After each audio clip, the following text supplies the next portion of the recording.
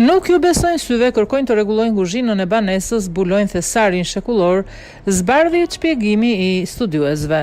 Për dekada kanë kaluar të paditur poshtë një thesari të vërtet. Çdo ditë në kuzhinën, ku shpesh bënin llogarit për buxhetin familjar qindra monedha floriri, ndodheshin vetëm pak centimetra poshtyre. Por fati nuk mund të ishte aq i beft dhe i shpërbleu. Pikërisht, ajo kuzhinë një shtëpie anonime në Yorkshire në Britaninë e Madhe në 2019 ishte në një gjendje kritike me nevojë urgjente për rikonstruktim.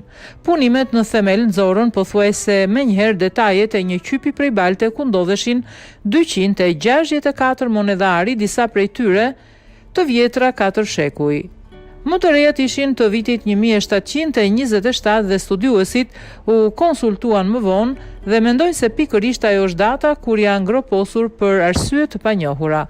Me siguri dikush kush i ka fshehur pronarët e parë të godinës. E bashkëshortja e tij Sara, që sipas historianëve ishin tregtar të mëdhenj të zonës, kryesisht në hekur dhe qymyr.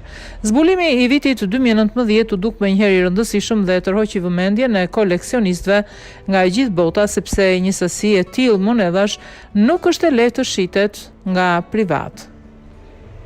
Pak ditë më parë, pronarët anonim të shtëpisë kanë shitur në ankan thesarin për rreth 850.000 euro, duke i ndryshuar atyre jetën.